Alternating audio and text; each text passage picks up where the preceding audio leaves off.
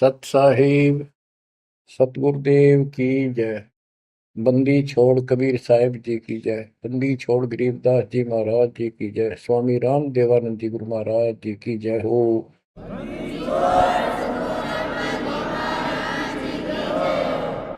सर्व संतों की जय, सर्व भक्तों की जय, धर्मी पुरुषों की जय। श्री काशी धाम की जय, श्री सुब्राणी धाम की जय, श्री क्रोथा धाम की जय, श्री बरवाड़ा धाम की जय। सत साहिब परम पिता परमात्मा कबीर जी की सीम कृपा से बच्चों आपको सूक्ष्म वेद का ज्ञान प्राप्त है। आप सूक्ष्म वेद बांच रहे हो, सूक्ष्म वेद सुन रहे हो, पढ़ रहे हो। ऋग यजु है श्याम अथर्व, चारों वेद चितभंगी रे। सूक्ष्म वेद बांच साहेब का, सोहंसा सतसंगी रे। सूक्ष्म वेद बांच साहेब का,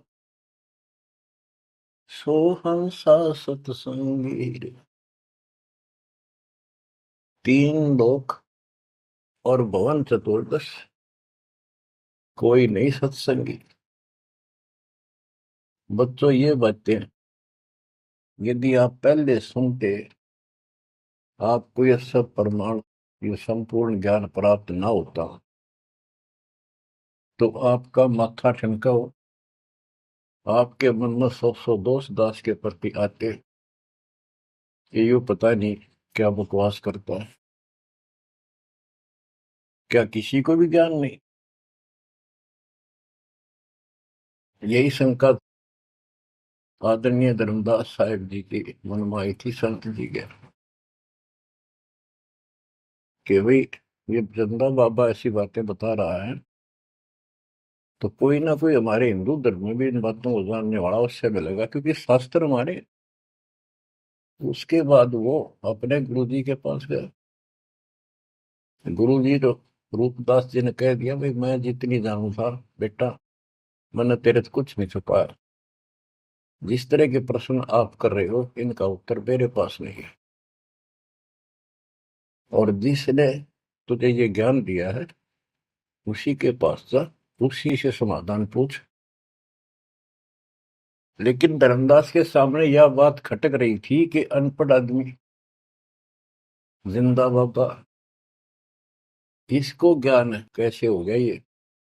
इसने भी तो किसी हमारे हिंदू से सुना होगा, और अवश्य कोई संत, मंडलेश्वर, कोई पीठाधीश इसका जानकार पाओगे। अब सब जगह जितने भी सुप्रसिद्ध या वैसे छोटे मोटे भी संत हिंदू धर्म के उस टाइम प्रवक्ता थे, सत्संग सुनाया करते थे, सबसे मिला, और जाते ही 10-20 रुपए रख दे। ये खासकर इन संतों के अंदर जो भेंट ज्यादा दे, दक्षिणा ज्यादा दे, उसको ज्यादा महत्व देते हैं। इस बात की धर्मदास जी को भी खूब पता था कि ये तभी प्रसन्न होकर मुझे कुछ राह बताएंगे। जाते 5-10 रुपए तरह, क्योंकि उसमें 5-10 रुपए आज के 5 लाख के बराबर थे। वहां तो एक पैसा भारी होता था उस समय। सबसे प्रसन्न कर लिए, किसी के पास इस तरह बात नहीं थी। श्री कृष्ण विष्णु भगवान है, सारी सृष्टि के रचनहार हैं, इनके कोई माता पिता नहीं, ये आपो आप है, स्वर्ग से ऊपर कोई स्थान नहीं। आखिर में हार के, थक के, और कति बुरी तरह रोए कि अब के बने। परमात्मा फिर भी उसको, जब वो धक्के खा के आ रहा था, एक अन्य हिंदू साधु के रूप में एक पेड़ के नीचे बैठ गया, नदी के किनारे। 5-7 भगत और बैठे थे उसके पास। जिज्ञासु वैसे ही बाबा भी चलता फिरता था। धर्मदास जी के रास्ता उसके साथ से था, उसने सोचा चल आगे, आगे चल। इसे मंडलेश्वरों के पास घूमे। साधु का रूप दाता ने बना रखा था। फिर मालिक की प्रेरणा अपने बच्चे को लेना था सर। उसी समय प्रेरणा हुई कि काफी देर से चल रहा हूँ, विश्राम भी करना है, यही कर लेता हूँ और इसकी तलाशी भी ले लेता हूँ। वहां बैठ गया जाकर और बैठे थे, इतना तो बोलना को नहीं। वो दूसरे उठ कर चले गए। जब एकला रह गया, परमात्मा बोले, धर्मदास खोज लिया तो ज्ञान, मुझे बता दे कि मिला होता कितना। आंखें फटी की फटी रह गिर, मालिक उसी समय उसी रूप में आ गए। बच्चों, इस नरक से निकालने के लिए उस मालिक ने अपने एक बच्चे के लिए कितना कुछ करना पड़ा, कितने खाड़े कर दिए। वहां से शुरुआत करनी थी अपने कलयुग की भक्ति की। और वो अच्छी आत्मा थे, भगवान के बच्चे थे, पूर्व जन्म के संस्कारी मालिक के थे। जैसे सम्मन था, सम्मन ने कितनी कुर्बानी दी थी, बेटा काट दिया मालिक के नाम पर। अब उसके लिए खाड़े करे थे परमात्मा ने, कहाँ कहाँ कैसे बंदी बने, कोड़े खाए, उसकी सेल बिस्तर बिछाए। किसी जन्म का ये धर्मदास जी भी ऐसे ही कुर्बान आत्मा था, लेकिन ये ठीक से टिके नहीं क्योंकि ज्ञान संपूर्ण नहीं था। इसलिए मालिक उसके लिए फिर वहां बैठ के जाकर धर्मदास जी परमात्मा के चरणों में गिर के अपनी ढीठता, अपने अविश्वास, अज्ञानता का बहुत पश्चाताप किया। हे मालिक, आप सत्य, आपका ज्ञान सत्य, आपका समाधान सत्य। परमात्मा बोले, ये प्रेरणा मैंने की थी तेरे अंदर।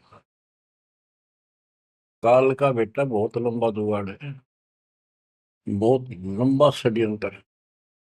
पाया किसी के पास ये ज्ञान, हे महाराज, ज्ञान के वो तो गंध भरा, काम क्रोध सारा सड़ रहे हैं। तो बच्चों, अब आपको दास बताना चाहता है परमात्मा की महिमा और सूक्ष्म वेद वाला ज्ञान संत गरीबदास जी को प्राप्त हुआ परमेश्वर से। उनके सतगुरु और भगवान स्वयं कबीर साहब थे, जिनका गुरु भगवान और ज्ञान एक नंबर का। तो उस पर हमने विश्वास करना चाहिए, लेकिन विश्वास करने के लिए कुछ आधार होता है। हिंदू धर्म के लिए गीता और वेद, 18 पुराण, ये आधार है कि ये अध्यात्म के मूल ग्रंथ है। उन मूल ग्रंथों से आपको परमात्मा की वाणी सिद्ध कर दी। ऋग यजु है साम अथर्व, चारों वेद चित भंगी रे, सूक्ष्म वेद वाचे साहेब का, सोहन सा सतसंगी रे।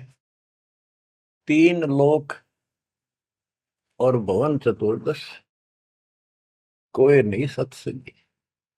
क्यों? क्योंकि उनके पास ये तत्व ज्ञान नहीं। बच्चों, यजुर्वेद अध्याय 40 मंत्र 10 में यही कहा है, कोई तो भगवान को साकार कहता है, रामकृष्ण रूप में, अवतार रूप में आने वाला। अन्य कहते हैं वो कभी साकार होता ही नहीं, वो तो निराकार है। परमात्मा साकार है या निराकार है, किस स्थिति में आता है, वो कैसे लीला करता है, इसकी जानकारी किस तत्वदर्शी संतों से पूछो।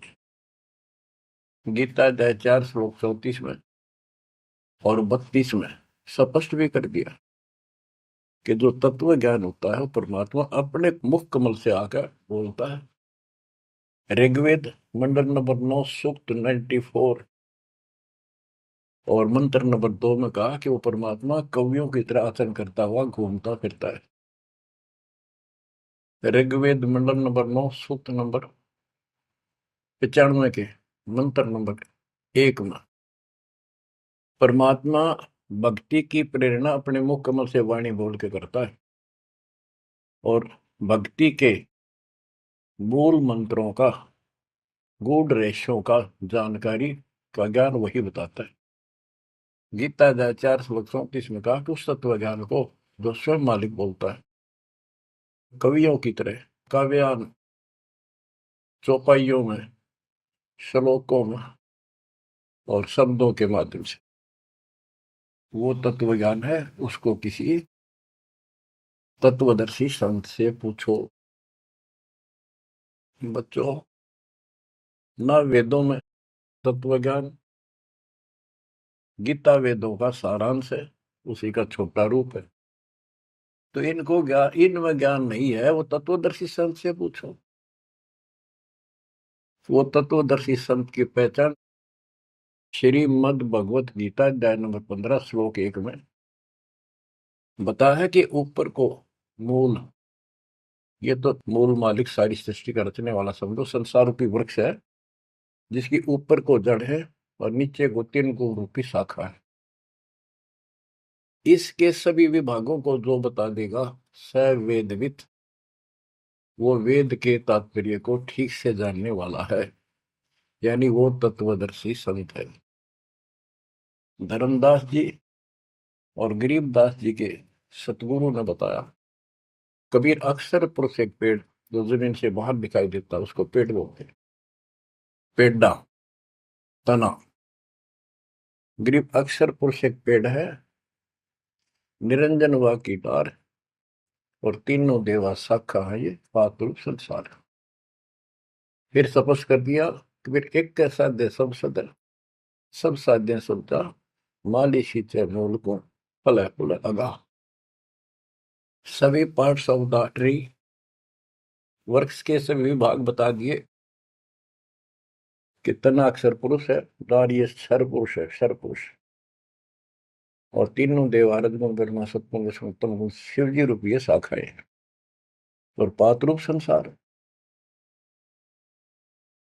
तो बच्चों, फिर साथ में ये समाधान भी कर दिया कि एक का साध्य सब सदन, यानी मूल को पूजो, उसको इष्ट रूप में मानो, उसके बाद अपने अनुष्ठान करो, साधना करो। जो आपको प्रथम मंत्र दिया जाता है उसमें प्रथम और लास्ट वाले मंत्र को छोड़कर सारे इन्हीं शाखाओं वाले मंत्र है। और गीता अध्याय 3 श्लोक 10 से लेकर 15 तक ये स्पष्ट किया है कि शास्त्र अनुकूल धार्मिक अनुष्ठान यज्ञ करने से वो सही भक्ति मानी जाती है। इन यज्ञों के द्वारा इन देवताओं को बढ़ाओ, ये यज्ञ से बढ़े हुए देवता तुम्हें बिना मांगे ही सब कुछ देते रहेंगे। और उस परम अक्षर पूर्ण परमात्मा को इष्ट रूप में प्रतिष्ठित करके फिर सारे धार्मिक अनुष्ठान करो। कहते हैं सब प्राणियों की उत्पत्ति अन्न से होती है, अन्न वर्षा से होता है। वर्षा शास्त्र विहित, शास्त्र में प्रमाणित धर्म कर्म यज्ञ करने से होती है।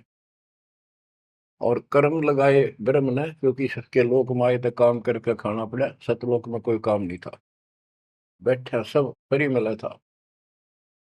जैसे आप सतलोक आश्रमों में जाते हो, आपको सारा बना बनाया मिल रहा है, हरखा और भक्ति करो, सत्संग सुनो और आ जाओ। फिर बताया है कि सभी प्राणियों की उत्पत्ति अन्न से होती है, अन्न वर्षा से होता है। वर्षा शास्त्र विहित, शास्त्रों के अनुसार किए गए अनुष्ठानों से होती है, यज्ञ से होती है। और यज्ञ शास्त्र अनुकूल कर्मों से होती है। कर्म लगाए ब्रह्म ने, ब्रह्म की उत्पत्ति हुई अक्षर पुरुष से, और अक्षर पुरुष यानी अक्षर का अर्थ यहाँ पर अविनाशी है। और जहां पर प्रकरण होता है एक से अधिक, अक्सर कारक के विनाशी होता है। लेकिन सरपुरुष अक्षर पुरुष, सरपुरुष ब्रह्म है, ये काल है 21 ब्रह्मांड का स्वरूप, अक्षर पुरुष 7वें ब्रह्मांड का स्वरूप। और फिर परम अक्षर ब्रह्म क्यों कहा, परम अक्षर पुरुष, कि वो सब का मालिक वो है। तो इस प्रकार आध्यात्मिक ज्ञान को समझना है और उस परम अक्षर ब्रह्म को योगों में प्रतिष्ठित करके सारे अनुष्ठान करने चाहिए, तब सफलता होगी। कबीर साहब ने बताया, कबीर एक के साध्य सब सदे, सब साध्य समझा, माली सींचे मोल को बुलागा। पुण्यात्माओं, इससे सिद्ध हो गया कि किसी के पास भी वेदों से हटकर ज्ञान नहीं था, और वेदों में वो ज्ञान है ही नहीं जिसकी हमें जरूरत थी। इसलिए क्या रहा, अब इसके ऊपर चलेगा सत्संग शेष,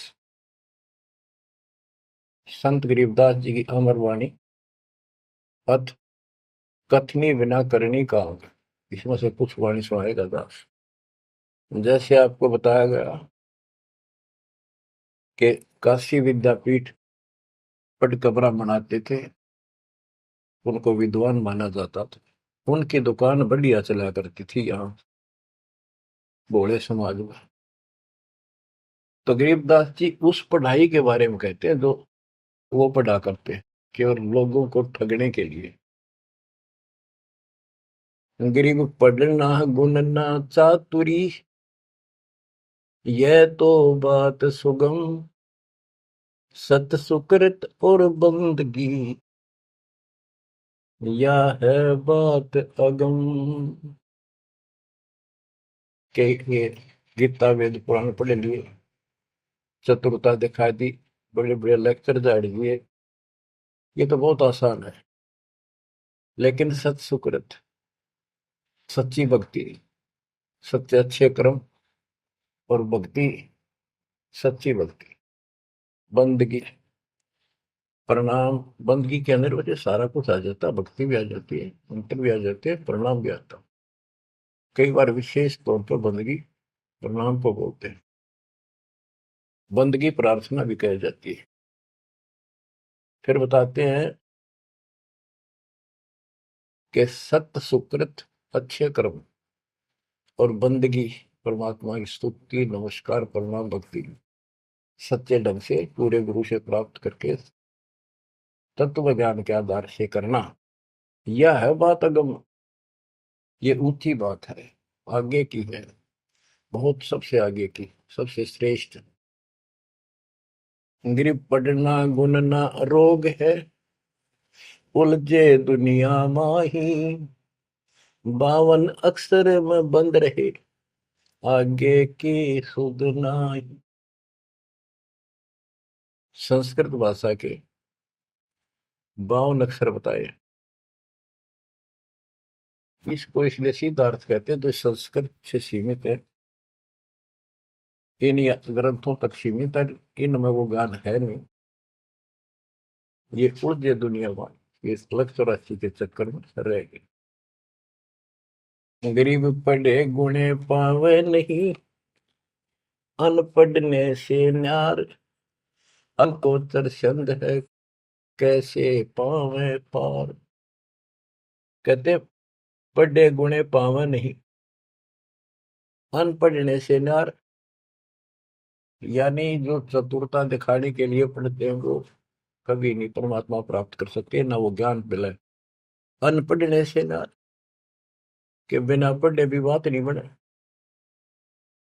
अब जैसे आप अक्षर ज्ञान प्राप्त कर रहे हो, आप भले ही अपनी रोजी रोटी के लिए कर रहे हो, लेकिन अब इस पढ़ने से आपको अपने मूल ग्रंथ समझ में आ जाएंगे। ये सूक्ष्म वेद है, इसके अंदर जो गूढ़ रहस्य है वो अन्य वेदों से भी उत्तम और गहरे हैं। इसमें कह दिया पढ़े गुणे पावे नहीं, यह पढ़ाई है वो तो मूर्ख बनाने की। अनपढ़ने से ना, जो नहीं पढ़े वो भी दूर रहेंगे। हमारे को अक्षर ज्ञान नहीं था, इसलिए हम इन चतुर लोगों की बातों में फंसे रहे। गरीब वेद कथें चित चूक है, मन में मान मरोड़े, कहने मात्र के तो पंडिता, ये होते के डोर। कि इन वेदों के पढ़ने मात्र से कुछ भी हासिल नहीं होना, क्योंकि वो ज्ञान है ही नहीं जी। अपने को जरूरत है मोक्ष प्राप्त हो, और वो ज्ञान मालिक प्रत्येक युग में आकर बोलते हैं, पर कदर नहीं बनी। गरीब वेद कथे चित चूक है, मन में मान मरोड़ अहंकार, और कहने मात्र के तो पंडित है, ये वो दिल्ली के ढोल के 84 लाख योनियों में जाएंगे।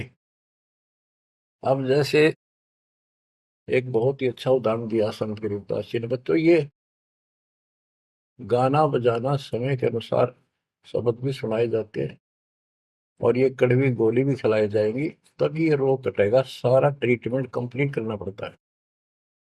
अब ध्यान से सुनो। पुराने समय में तिलों से तेल निकाला जाता था। वो व्यक्ति जो काम ये करते थे उनको तेली बोलते थे। वो एक कोल्लू लगाते थे। वो कोल्लू एक मशीन होती है जिसमें 3 4 गिरारी सी होती, मोटी मोटी भारी भारी, और उसके ऊपर एक ऐसा पात्र लगा होता है जिसमें नीचे सुराख होता है, और उसमें सरसों डाल दी, तिल डाल दिए, तो धीरे धीरे नीचे जाता रहता, कोल्लू चलता है। एक लंबा लकड़, कम से कम भी 15 20 फुट लंबा। उस कोल्लू को चलाने के लिए एक लंबा लकड़ फंसा के, और उस लकड़ को पाट बोल उसमें लाट पाट, उसको बैल से चलाया जाता था। और वो बैल उस लकड़ की जितनी लंबाई होती है उसके में ही सर्कल में घूमना होता था उसको। वो सर्कल होता था उसके, एक सर्कल में घूमता था, सेम कति फिक्स्ड होता था उसका डायमीटर। उसी परिधि में वो बैल घूमता रहता था, और उधर से कोल्लू चलने से तेल निकलता। उस कोल्लू को चलाने के लिए एक बैल का प्रयोग किया जाता था।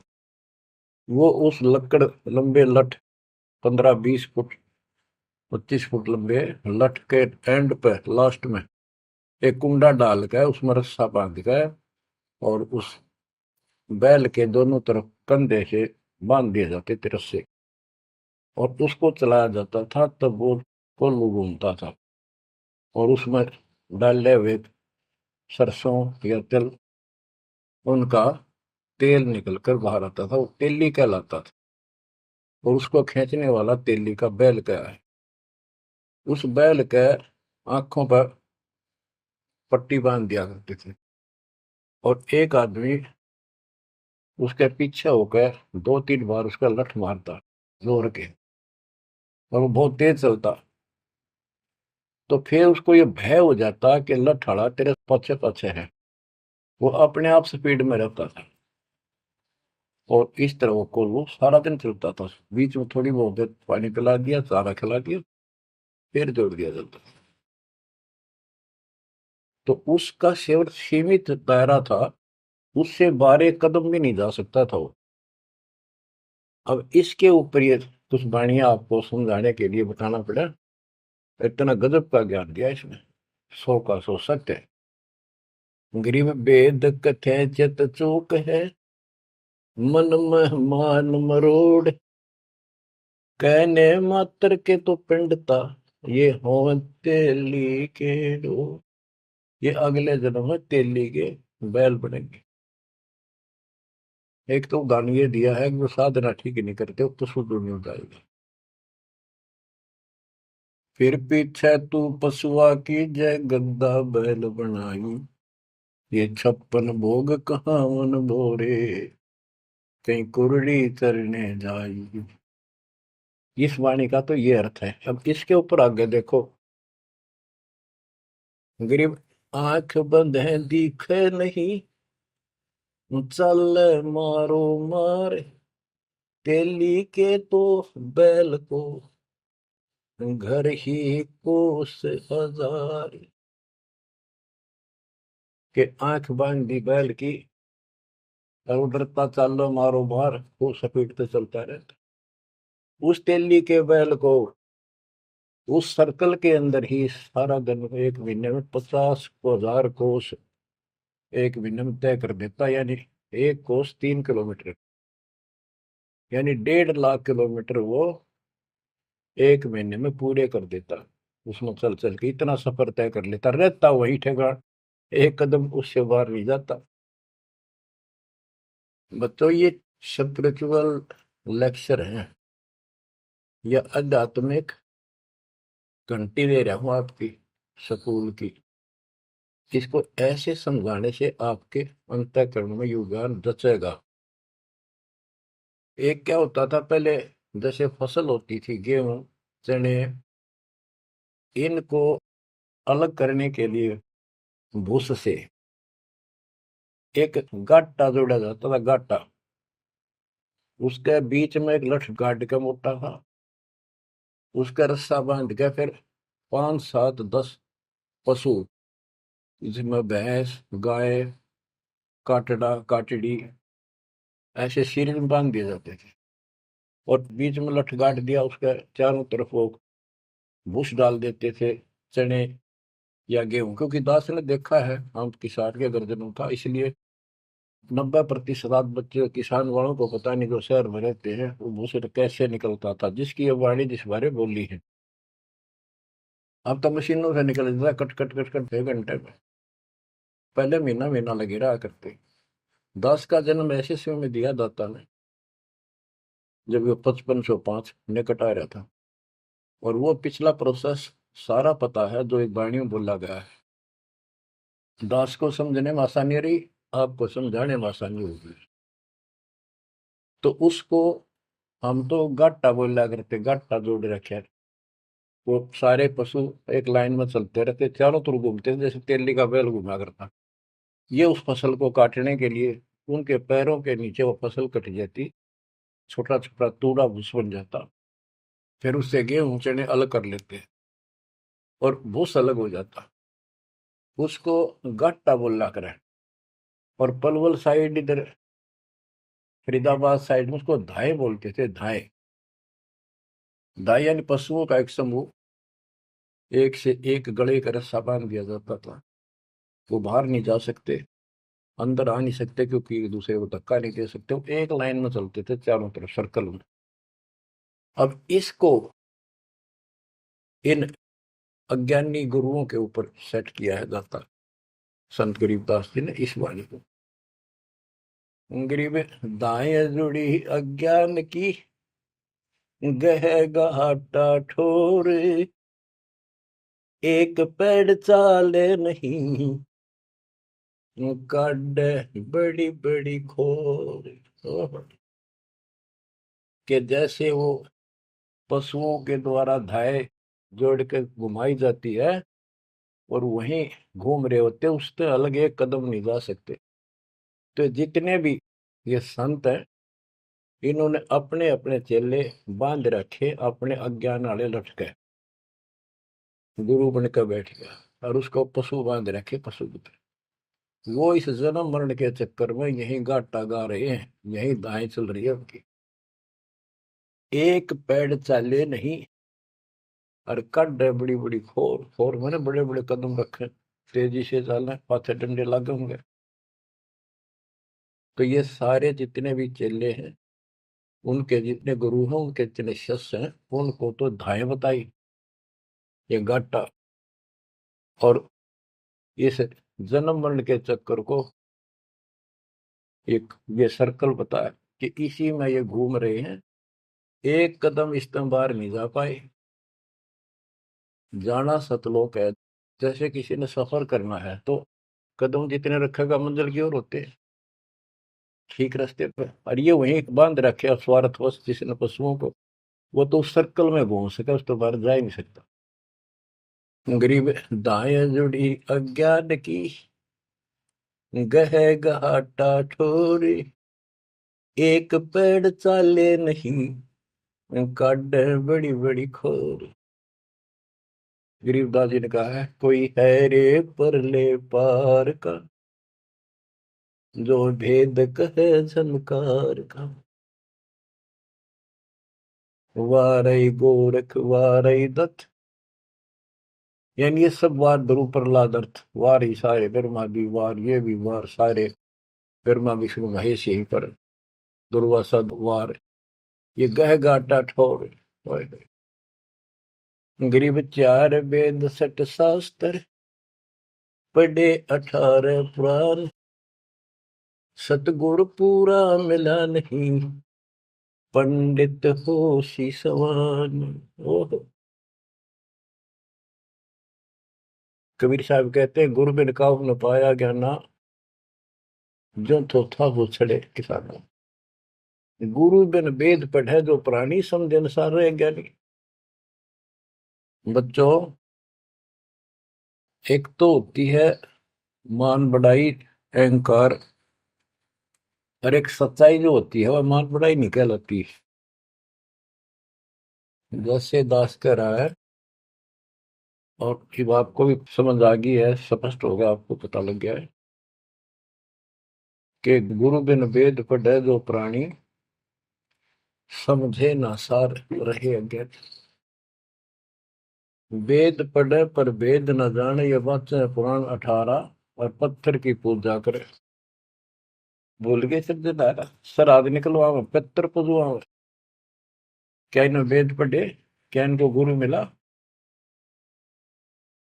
जय सतगुरु की संगत करते, ये सकल कर्म कट जाए, ये कोई झंझट नहीं करना पड़ता। अमरपुरी पर आसन होते सतलोक में, जहाँ कोई कष्ट नहीं, जहाँ दुख ना चाहे। तो दास ये कहे कि या तो भगवान कबीर साहब मेरे गुरु भगवान और गरीबदास, और चौथा दास, इनके अतिरिक्त, वर्तमान में दास के अतिरिक्त विश्व में किसी के पास ना वेद ज्ञान, ना गीता ज्ञान, ना कुरान और बाइबल ज्ञान, किसी को किसी प्रकार का ठीक ज्ञान नहीं। इसको कोई कहे ये मान बढ़ाई करता है, उसकी अपनी समझ है, अपनी सोच है, लेकिन यह 100 की सोच सच्चाई है। जैसे 2000 के नोट पर, या 1000 के नोट पर, 500 के नोट पर यह लिखा है कि मैं धारक को 500 रुपए देने का वायदा करता हूं, तो क्या उसने मान बढ़ाई कर रखी है कि ये नोट अपनी बढ़ाई करता है, छाती पे लिखवा रहा है? वो सच्चाई है, वो लिखना भी जरूरी है। तो दास को ये बताना भी आवश्यक है कि दास के अतिरिक्त विश्व में किसी के पास ज्यादातर ज्ञान नहीं है।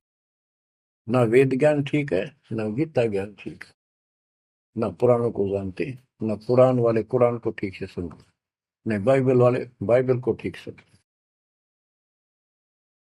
गरीब चार वेद सठ शास्त्र, पढ़े 18 पुराण, सतगुरु पूरा मिला नहीं, पंडित हो शीशवान। गरीब चार वेद सठ शास्त्र, पढ़े 18 बोध, कसम बांझ के होते है, पर बेटा नाही गोद। एक अजब गजब उदाहरण दिया है कि इन 4 वेद और 18 पुराणों को पढ़ने से तो ऐसी दशा है, ये दिखे पंडित गुरु शिष्य दोनों हैं, गुरु भी हैं, उनके शिष्यों की कमी नहीं, लेकिन बांध स्त्री का संतान नहीं होती, उसका पति भी होता है। इसी प्रकार इनके गुरु भी है, ये शिष्य भी है, इनमें भक्ति रूपी लाल बनेगा नहीं। बच्चों, एक एक बात टके कह ही नहीं सकता, लाख टके की है, अरब टके की।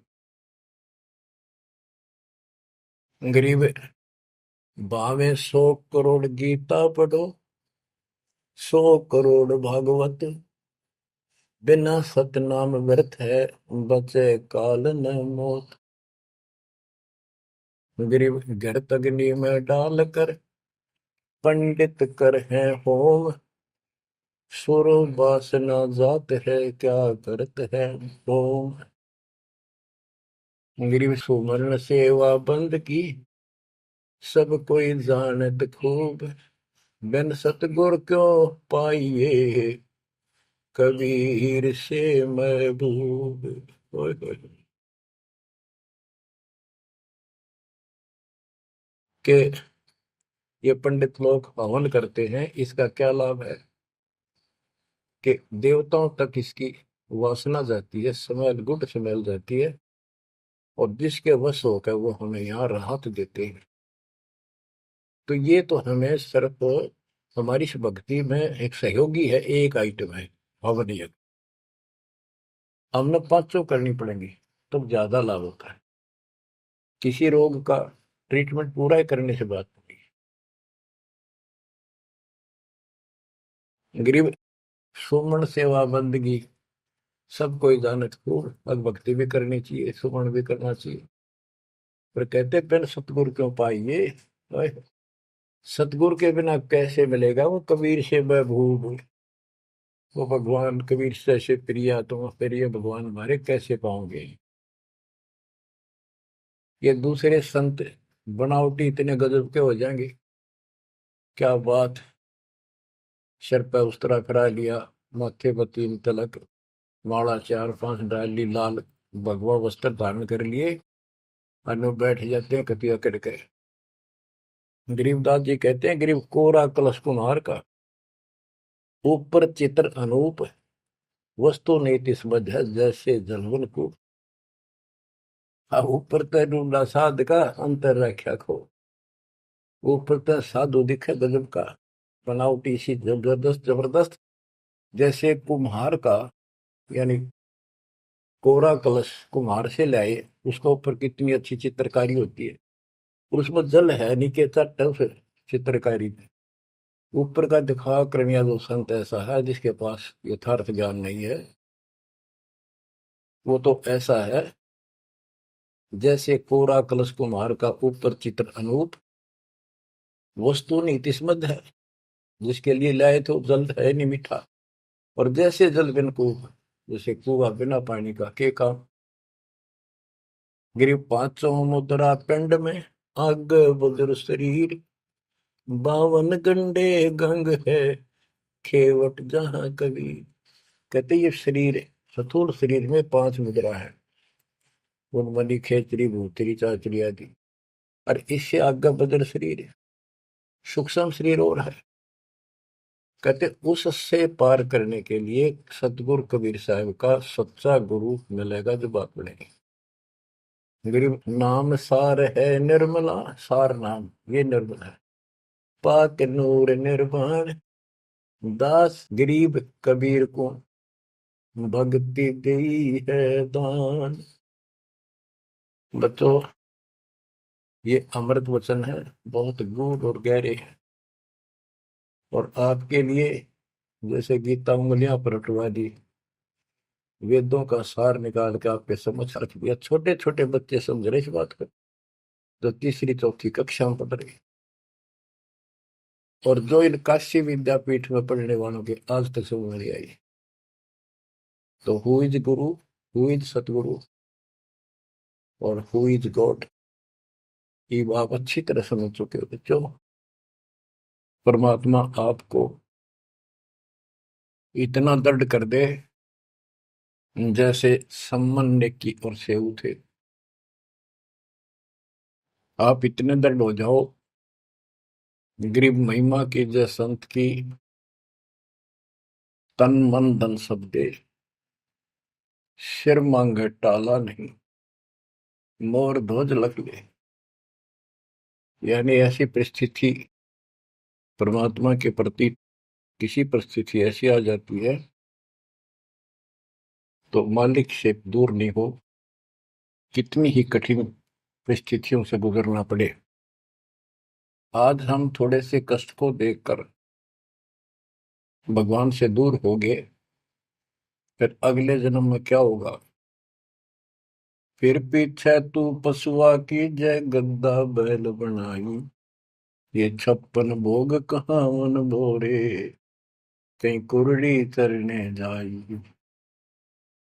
आज कोई ना कोई बहाना काल कर देगा सत्संग से उठने का, आलस कर देगा, कोई काम अड़ा देगा, या वैसे आत्मा किसी पाप के कारण रोगी हो जाती है तो अरुचि बन जाती है सत्संग सुनने में या सुमरण करने में। दान की इच्छा समाप्त होती चली जाती है, सेवा में रुचि नहीं रहती। तो उस समय के लिए ये याद रखो, आज हम मानव हैं, अपनी मर्जी से कितने आलस कर लें और कितने भगवान से दूर हो जाओ, स्वतंत्र है। और कल को गधे बन गए, बैल बन गए, नाक में नाथ कर जाएगी, या 2.5 मन का कमर के ऊपर एक थैला होगा गधे के, तो आलस तो उसमें भी होगा। मन तो यही है। कई कहते हैं मेरे से नहीं होती सेवा, चलो कोई बात नहीं, सेवा तो करनी चाहिए, सेवा से दूर नहीं होना चाहिए। तो मन तो वहां भी दुखी करेगा, गधा बने पाछे भी सोचेगा कोई कि पटक दूं बोरे ने, गेर दूं, डाल दूं। एक आदि पर गधा ऐसा भी कर देता है, फिर उस पर ज्यादा भार लादा जाता है और लठ भी पड़ते हैं, फिर वो सीधा चलता है। इसलिए इस मन पापी को आत्मा यही समझा छोड़ डाले, दाता से दूर ना हो। इस संसार में सुख नाम की चीज नहीं है। यदि सुख होगा, या जो नकली सुख भी अगर चाहिए तुम्हें यहाँ का, तो भी इस दाता के चरणों में मिलेगा, रहोगे तो मिलेगा। इससे दूर होकर कुछ दिन जो ये समय आप भक्ति कर चुके हो, सच्ची मर्यादा में रह गए, वो आपकी बैटरी सी चार्ज होगी जैसे इन्वर्टर की हो जाती है, और फिर चार्जर हट गया, वो बैटरी फिर भी काम करती रहेगी और ऐसा लगेगा कि बिल्कुल सब कुछ ठीक ठाक है, कोई फर्क नहीं पड़ा, चार्जर भी हटा दिया। जब तक वो संग्रह शक्ति है, एनर्जी है बैटरी में, वो काम पूरा करेगी। जब वो एनर्जी खत्म हो जाएगी, आगे संग्रह हो नहीं रही, तो एकदम ही वो सब सुविधा बंद हो जाएगी, पंखा भी बंद, बल्ब भी बंद, और भी कार्य कर रहे होंगे, कंप्यूटर भी बंद, फिर बहुत देर हो चुकी होगी। इसलिए इन सब बातों को ध्यान रखो, याद रखो। मुश्किल से दाव लगा 7.5 अरब आबादी में से आप ये थोड़ी सी आत्मा परमात्मा की शरण प्राप्त कर पाए हो। तो बच्चों, परमात्मा आपको मोक्ष दे, अपने चरणों में रखे, आपकी तरफ बढ़े, कुर्बान हो जाओ, सत्संग सुना करो ढंग से। देख परमात्मा ने कहां से कृपा कर रखी है। आँख खोल लो ना, जो फूक निकली, और कोई नहीं पूछेगा, धक्के खाते करो कि कुत्ते को देखेंगे। परमात्मा साथ इसलिए होगा कि हमारे और कामों में विशद करेगा। इसलिए मालिक पर ज्यादा ध्यान दो, काम करो, काम न को मना करें, उस काम में बरकत भी अब मिलेगी। दाता आपको मोक्ष दे, सदा सुखी रखे, सत्साई।